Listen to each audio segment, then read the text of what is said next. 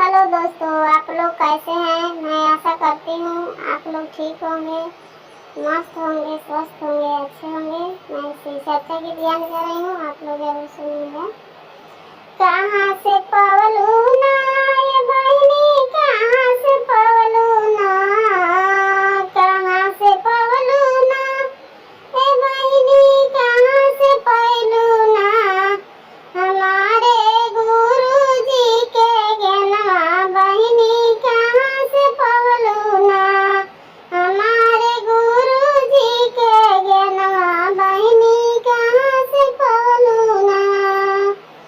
कहाँ से पवलू ना ए बहिनी, कहाँ से पवलू ना, शिव गुरुजी के ज्ञानवा बहिनी, कहाँ से पवलू ना, चर्चा में पवली ना ए भैया, चर्चा में पवली ना, चर्चा में पवली ना ए भैया, चर्चा में पवली ना, आपन गुरुजी के ज्ञान ए भैया, चर्चा में पवली ना,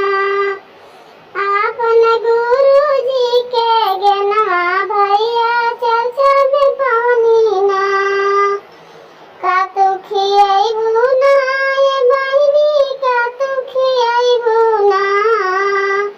का तू खियाइबू ना ए बहिनी, का तू खियाइबू ना, आपन गुरुजी के असनिया बहिनी, कहाँ लगाइबू ना, आपन गुरुजी के असनिया बहिनी, कहाँ लगाइबू ना, आपन शिव